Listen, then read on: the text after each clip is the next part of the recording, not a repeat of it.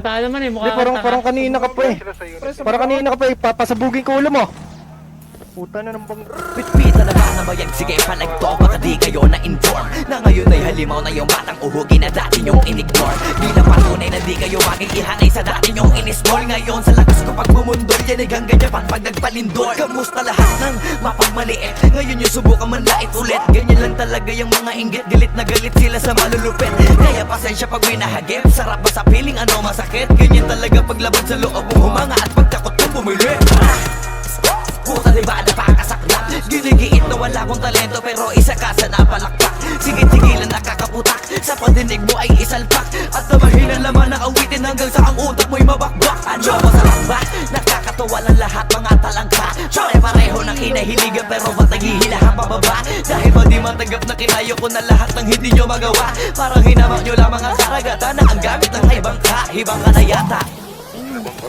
Gago, bakit? Sayang. Uy, pati yung isa. Oh. Lahat na may maling tono, makakababa na sa trono. Handa naman akong pakinggan kayo, wag nyo lang ako gawing bobo. Bueno, eto na ang malino na sagot ko sa napakalabong tanong ko. Bakit ako sumusulot at papatunayan na hindi ako patabon? Alam nyo ba yun? Malamang hindi kasi hindi kayo alisto. Sa sobrang bulag nyo sa katotohanan, lahat kayo ay pinanisko. Hindi na uso dito palawakan ng koneksyon, kundi ka isasabi sa malabong makakuha ng atensyon. Hindi ako nakipag-unahan pero bakit ako ang nasa harapan? Samantalang yun natin pagtulakan sa likuran, sila pa ang napag-iwanan. Ako ba ang dapat na alisin? O baka di pa di napansin? Kung totoosin ay mas malagin mo o galing palagi nagmamagaling. Lokohin nyo lelang nyo, wala na kayong mauulol pa. Sa panahon na to sa listahan na mahusay ako ay nakaburda. Lahat pahiya, walang hiya na ngayon yung matagal yun ang kinutya. Paano ba yung panahon ko naman dahil yung panahon nyo ay tapos na?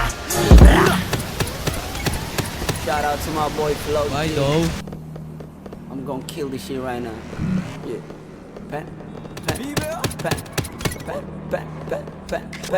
Ang mundong to'y lunod sa inggit, puro linta ko magsisipsip. Kapag may bago na ko, antimano tingin na agad nagsusumiksik. Kaso iba ko pag may nakita ko, meron na agad ako na bagong plano kung paano maglaho yung taong ayaw mag-iba. Yung papalitan ko na ng bago.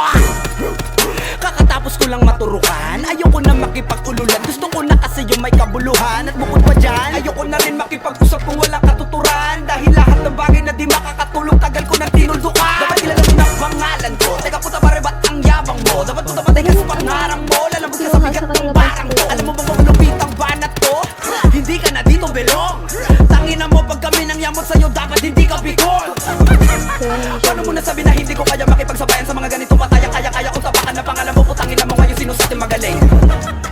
Isang bahing para sa mga praneng. Hanggat wala akong nakikitang duguan, wala akong sasapuhin.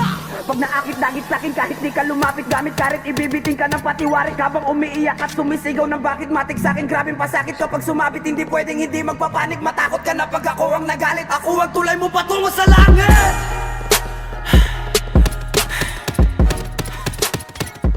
Ina mo, bobo ka.